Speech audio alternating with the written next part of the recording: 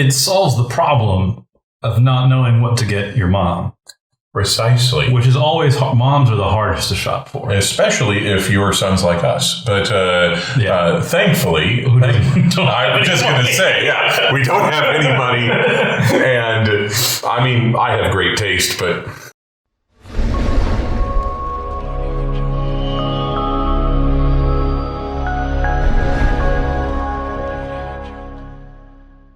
Back with closing the social distance. Yesterday's episode was a bit of a bummer. And so today, we're going to be more positive, more chocolate milk, but also good news ahead, which is about Mother's Day. We're talking about Mother's Day. And I think that's a wonderful thing. I love my mom. I love my mom too. Actually, so Mother's Day actually had a lot of significance in my family because my birthday was 2 weeks before Mother's Day, and my brother got born on Mother's Day. Wow. So there was always, and my dad's birthday is between the two. So our whole family always had celebrations around just the endless feast Mother's of the Dickies. Yes. Yeah. Well, I think it's a beautiful thing, and I think priests have a close connection to their mothers. Everybody does in different ways, but I think that for every priest, in all sorts of different ways, they have a connection to their mother that is played out because they have to be close to Our Lady and be close to providing God's love in that way for so many other people. And it's not always natural for men to do this. It's part of God's humor in having a male priesthood that we often have to be present to people in a way that men are not naturally talented in. And so I think in many ways we owe a special debt to our mothers for showing us that love and that spirit of God that we can then hopefully share with others. There's something Christ-like or Solomon-like about having this connection to your mother rather than having a wife. Sure. It's not the same thing at all, but it helps to provide, I guess, that kind of the same kind of instinct, the same kind of to not look foolish. That's true. Before we get too psychological, we should give away the lead, which is this, that we will be having the Mother's Day Novena prayed here in a special way as a series of masses. And we're extending, as we always do, the opportunity for you to enroll your mothers, living or deceased, in this novena. And this is particularly important for us as a community, not only because we have a special love for mothers, as we said, and for Our Lady, but in a particular way because the enrollments, the offerings that people make as part of this are a big part of our priory budget and help feed our hungry novices, help ensure that our friars are shod and clad, and ensures that our house, which is always run on a little bit of a shoestring, is able to keep going. And it solves the problem of not knowing what to get your mom. Precisely. Which is always, moms are the hardest to shop for. Especially if your son's like us. But thankfully, I was just going to say, we don't have any money.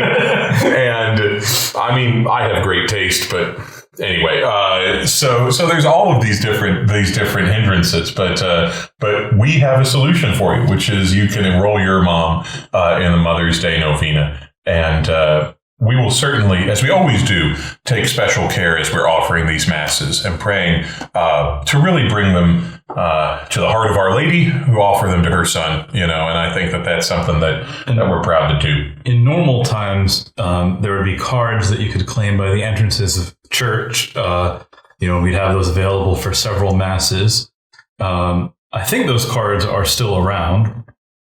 Believe so. But given that you might not be in a position to be able to get to church, or that you might not be in the position to be able to send cards or to make the offering in the usual way, you'll find a link below and how to enroll your mother electronically in the Mother's Day Novena. Absolutely. So the details will be included in the email that you receive this video on Flocknote and below the video on YouTube. So you'll be able to find out how to do all of that. And I think this is a nice aspect of the ongoing relationship of prayer that we have as a parish, as a church, where we're always offering masses for the good of the faithful and for our particular intentions. Different ways.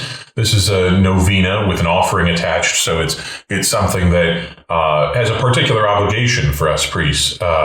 Similar in a way to the daily Mass intentions that we continue to fulfill, which are also great gifts to give throughout the year, having Mass offered for someone, which simply means that you, by the offering you make, which is typically around $5, that's the kind of norm here in the Archdiocese. Can be more if you wish, and if you can't afford $5, then that's okay too. We'll still do it. But to have a Mass offered means to help try to defray the costs of the bread and the wine, and the wax of the candles, as it were, to be able to help support the clergy offering the Mass, and to kind of participate in a spiritual way in that offertory procession that we would see on Sundays, of bringing forward the gifts, the fruits of our labor and of our work, and then remembering our intentions in a special way in that sacrifice. And these novenae that we have at nice use of plural, novena. I like that. That's earns the cheers for me. At Christmas and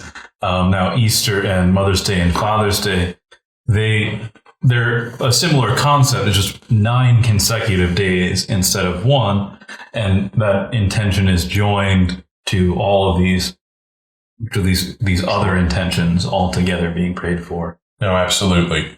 Now, we've also been having these special intention masses, the Dominican Rite masses on Sundays.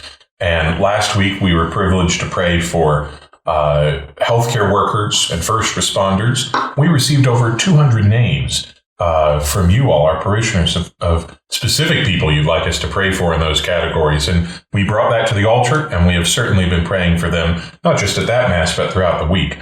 So this week, this upcoming Sunday, we're doing a special intention Mass for those in nursing homes and care centers. And we're doing the same way. So for this set, there's no stipend or offertory attached. This is just done pro bono. And so you can still submit names that you'd like us to pray for at that Mass. And there'll be electronic versions of a card that you can send either via email or print it out and mail it to somebody. And this could be a beautiful way to help remind our loved ones and friends and others who are in these facilities, and therefore, even if they aren't suffering from particular illness, are very much isolated because of the pandemic and the restrictions, their vulnerability, and can feel cut off. And so this is a way of showing them the love and showing that we're still remembering them and praying for them, and we're with them in spirit, even if we can't be with them physically. So in other words, lots of Mass intentions, lots of praying, lots of being joined at the altar. So I think that's a good thing, Father Clement, and I'm happy that even though we continue in this kind of drought of public Masses, we're still offering this holy sacrifice and still applying its fruits, the infinite merits of Christ, to all these different needs and petitions we have. So we're bringing you to the altar, even if you can't get there yourself right now. Amen. So we'll still be praying for you, as Father Clement just said, and we hope that you keep praying for us. And we look forward to the day, may it be soon, when we can all meet at the altar together. In the meantime, stay well, God bless, and we'll see you next time on Closing the Social Distance. Okay.